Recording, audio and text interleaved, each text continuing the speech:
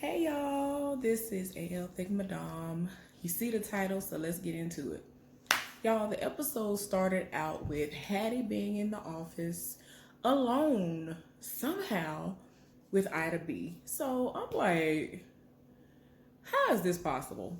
So Ida B is like, what do you think of me? And Hattie's like, what you mean? Because you don't really want to put information out there that wasn't warranted. And she might have meant something completely different. And especially in days and times like this, you need to be very certain of what somebody's really saying, or you could be caught up in some stuff. So she was like, I know you might find me attractive or something. I mean, I was like, what is going on right here? Like, you doing too much. And I mean, Ida B was like coming on to Hattie. And I'm like, what in the world? She was like, are you trying to come on to me? And she done sat up here and took Hattie's weed pen, was smoking that, and she just randomly was like, Hattie was like, well, I don't know you like that. So she was like, well, did you know that I am an alcoholic? I drink a lot. So she was like, no, I don't know where this conversation is going, but okay. Like, she really was trying to, like, get out of there. She was like, yeah, I'm going to go back out there with the writers. And that's when she found out everybody was sent home. Ida beat and got up and sashayed over to Hattie and trying to seductively pose in front of her, looking like she high and drunk at the same time. And I was like, what is going on right here? Y'all, next thing we know, it's a dream. And guess who had the dream? Ida B. Girl, I was like, wait a minute. So it seems as though outside of what normally happens, which is she gets people all, caught up in her web and then she shoos them away. I guess she actually is seeing through who Hattie really is, and she likes what she sees, and it's getting to her personally to the point of where she might actually open her heart up. I mean, she's already, said some very personal stuff to her. I am almost willing to bet that nobody else in that office knows that this heifer has had a child and gave it up for adoption and all this other stuff. Like, she was talking to her, like, in the past about very intimate details. And it's stuff that she probably hasn't shared with anybody else before. So it's like, you don't tell people stuff like that unless you love them, want to be with them, or whatever. Like, you really got to be trying to build a really amazing friendship with them, or a relationship, or, a combination of both. So I was like, okay, is this a preview of what's to come? I don't know. Let's see. So the three best friends met up for their normal morning routine, and they are actually supposed to be reading Hattie's script. She created a script, and it's kind of supposed to be what they were discussing the last time that they were in the writer's room. They wanted them to come up with a gay character, and Hattie did mention that it needed to be real because the situations that they've introduced before, they weren't very believable, and it wasn't really like raw and out there in your face like this person is clearly gay, lesbian, or whatever. So it seems as though she has created a script that was about her, but she's using other people's names, and she's trying to make it seem like it's not about her, but whatever. So the problem is the ladies, Marie and Nia, are assuming that the woman who is in the script, they assume that individually that she's talking about them. So within the script, it's about this person who comes out. She came out to her mama. Of course, it was, hard. A lot of the times, I imagine that it would be hard, especially if, in most cases, a lot of people that I know, they didn't grow up with fathers. So the person you would come out to would be your mama, and if your mama's super religious and all that, you never know how that's going to go. And you've seen and have heard how things have gone with other people. Like, some people, like, literally have been kicked out of the house no matter how old they were. Like, you not finna do that around here. That's not of God. Therefore, you ain't my child. I disown you. Like, the most has happened. So To me, I feel like it is Hattie's story, and she is basically saying that she is in love with somebody, a woman, and the woman has brought some guy around and all this other stuff, and she's living with said person. But I think it's apparent that she's talking about the raggedy heifer who she introduced to Idina the last time, and what's her name, Lorraine. I wish she would just be done with Lorraine. I don't understand what it is about her. I guess it's like some people that I've, crossed paths with in another lifetime is what I want to call it. They have a way with words, and even though they're trash and they are not worthy of you really dealing with them like that, you give them a chance over and over again, even though you know they're terrible for you, because the way they say the way that they say certain things to you, it just draws you in. And I feel like that's the type of person Lorraine is. So anyway, they over here thinking that the script is about them, and it's not. And she has had to straight up tell them, I ain't never looked at y'all like that. So, no. But anyway, it just got to the point where Hattie went on ahead and got up and left because they was really doing the most. So Hattie is at work, and Ida B has come in to actually tell her what her assignments for the day are, and she's kind of acting weird. She says what she needs to say and get on out the room. And so one of the things she has to do is get this casting together. And as y'all already know, Nia is still trying to get out there with acting again, and her picture was up there, and so Hattie typed her name in. So hopefully she will get casted and all that for whatever upcoming role that is going to be out there. I don't know if it actually is going to be for certain the thing that Hattie's been working on, or if it's something else that they have in the works for the studio that she's working for, but we shall see. So meanwhile, at Marie's job, she minded her business in her office when Zachary, the white guy whose position she was trying to, take over because he'd already been promoted elsewhere. But Ben got that position. He came in the office, and so he was like, happy birthday. And so she's like, my birthday's not until tomorrow. And he was like, well, I'm not going to be here, so I figured I'd come by and give you your gift now. And so I'm like, okay, what is this about? So he got her this program from this ballet, and it's like something that I think happened a while back, and I think it has signatures and all that stuff on it. Like, he got it off eBay. I mean, I'm pretty sure he had to pay a pretty penny for it, but she was very appreciative because after all of the asinine things he's done in these meetings before he got promoted to show his ignorance about Black people in general and the things that they like, he actually hit a home run with this gift for her. So he was like, well, I hope that you have a happy birthday. And so she was like, it's already gotten off to a great start. And I'm like, I really cannot put my finger on it for real. Like, does he kind of like her? He seems to, of course he likes her drive. He likes how she handles things in the office. But ever since the first episode, I've been like, you kind of seem like you like her a little bit more than, just what she does for the business. And she was kind of looking like, as well at him. So I don't know, but we gonna find out. Nia has received the script for the movie that, they were actually trying to get actresses for. She has already memorized everything word for word, and she's acted it out exceptionally well with Hattie. Hattie is shocked that she's memorized it so quickly and that she's so amazing. So after she's done, her father actually, sends her a video message. They're doing FaceTime. And he was like, oh, hey, how you doing? I hope you're having a good day and all this other stuff. And she ends up sharing the news about, the possibility of getting that role. And so he said he was going to send up prayers for her and all that good stuff. And so then after the phone call was over, Hattie was like, man, you lucky to have a daddy. And so Nia was like, well, you have a daddy too? And so she was like, my daddy ain't nothing though. And so like when I saw that her daddy had like came in there. I was happy because I'm a daddy's girl. So I was like, you could tell by her reaction. When she was like, hey, daddy. I'm like, yep, that's how I am about my daddy. I don't play when it comes to my daddy.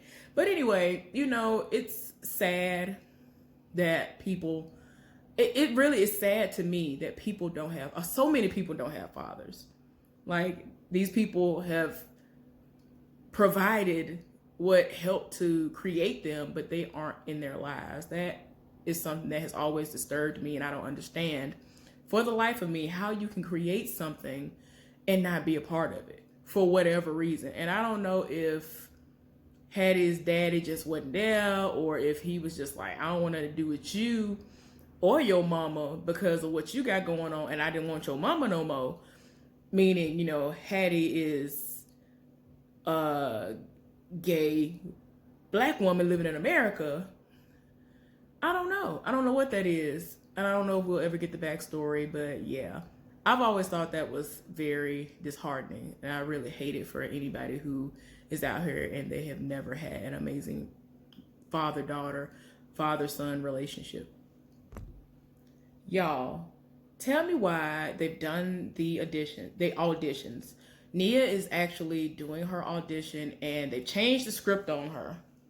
And like, she is not feeling the flow, and it's just not flowing like it normally was because she didn't get a chance to prepare. She does not like having to act under pressure like that.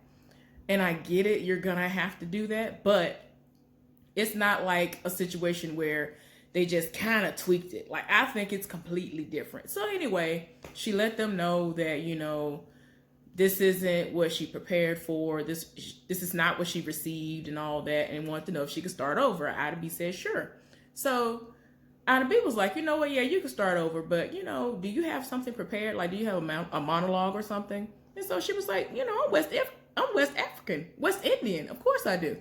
And so she was like, I have something. Y'all, tell me why she recited basically Ida B's life. And the moment where she told the dude who she was pregnant by how she felt about the pregnancy and all this other stuff, like, she did that. Like, the moment was amazing. They kept zooming in on Ida B's face. Like, you could see the pain in her face. It was really good. Like, she was like on the verge of tears. The white girl was crying. Like, it was really good. Nia can really act. Man, she told her, okay, good or whatever. And then she was like, Hattie, can I see you outside for a minute? Went outside with Hattie, went all the way off and was like, how dare you? You've invaded my privacy.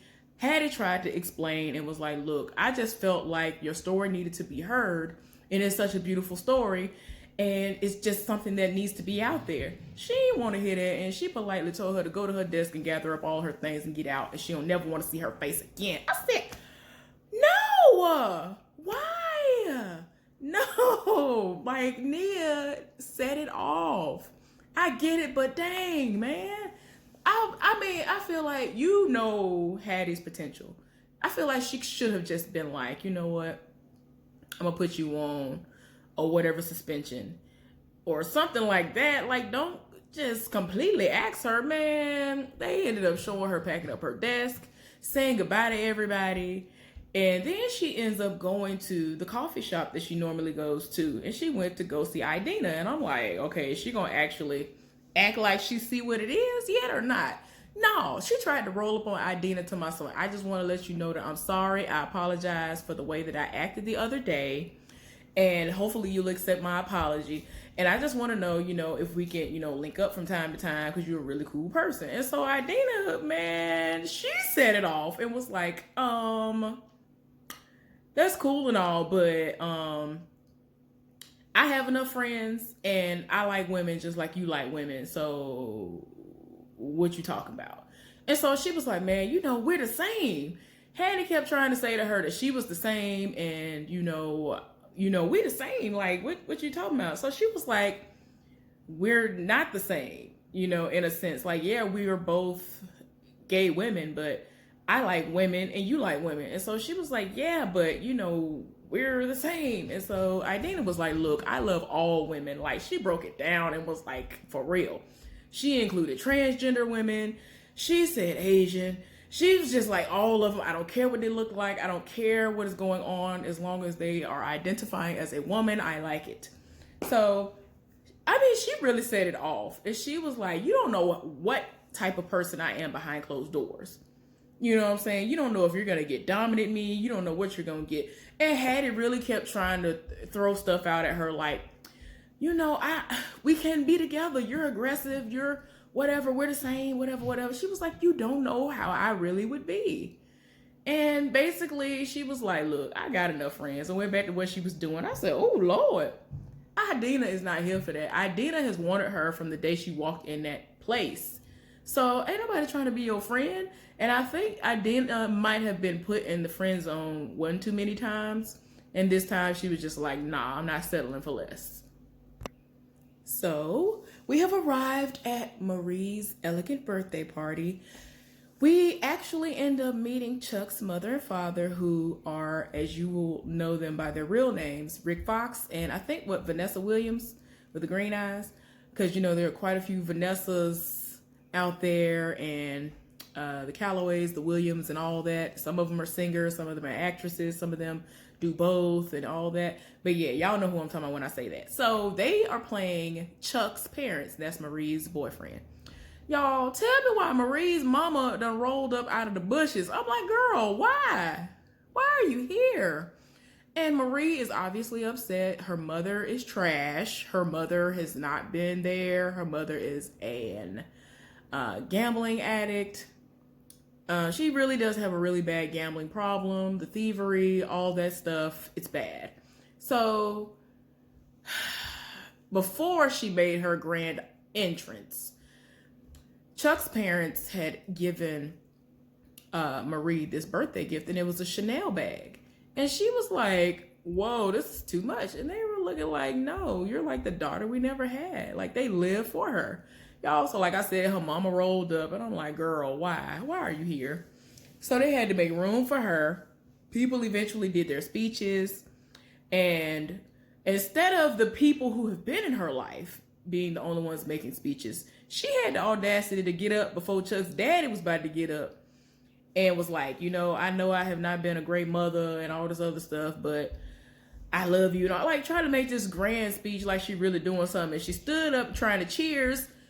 Why does this heifer have the Chanel bag on her arm? I was like, ma'am. And then like Marie saw that. It was looking like, really?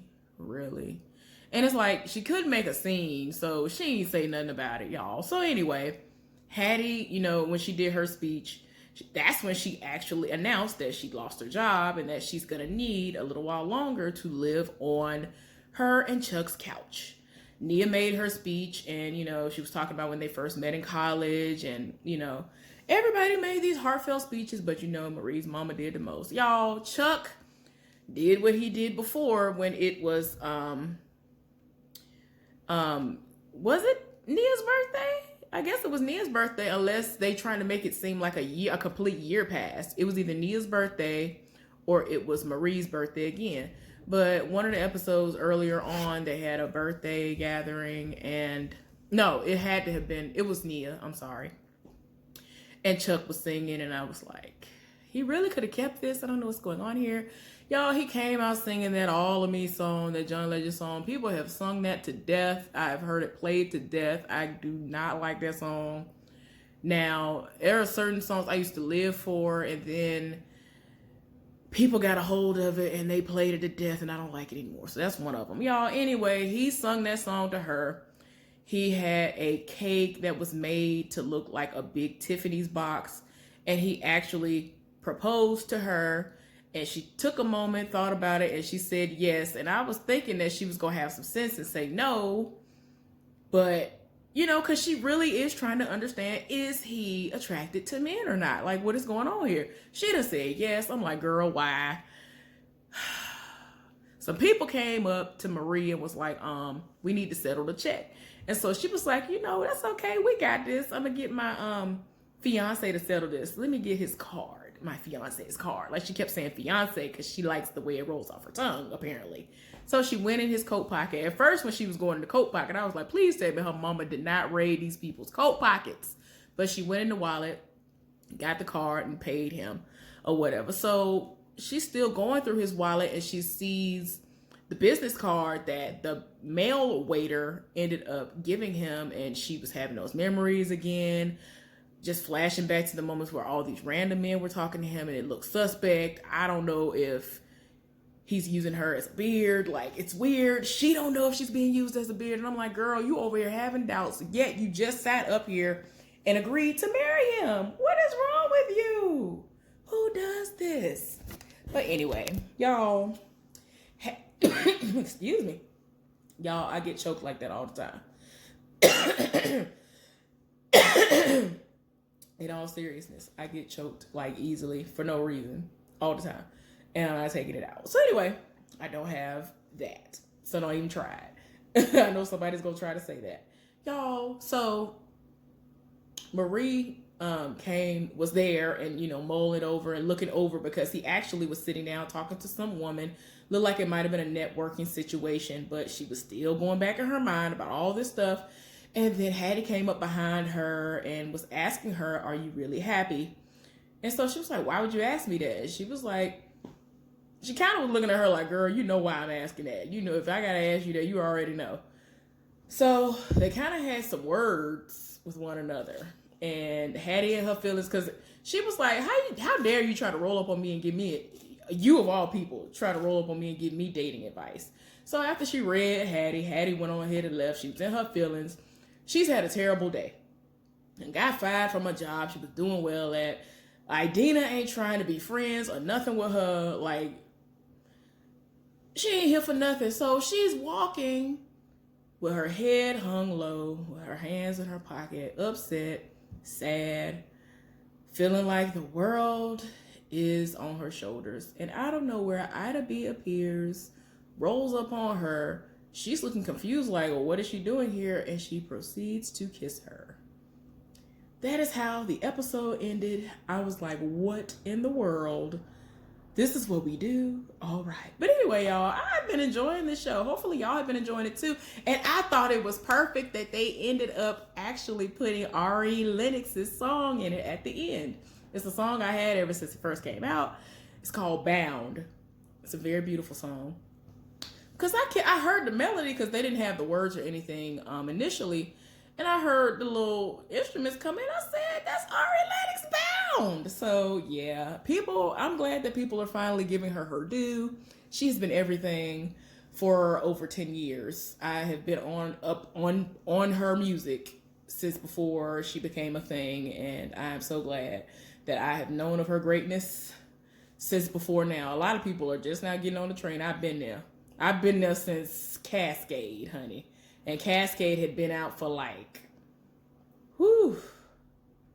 not that long. And I mean, she was doing all this stuff independently. But anyway, I hope y'all enjoyed this recap. I thoroughly enjoyed the show. I thought it was good. Some people might have their, bias for certain reasons. But I thought it was a really good show. I liked all the characters. And I don't know where this is going to go, but I have enjoyed it thus far. Anyway, please like this video and subscribe to my channel if you have not done so. Y'all have a good one. And I'm actually going to come back with a story time. I haven't done that in a while, but something happened the other day and I have to share it. So I'll see y'all shortly. Bye.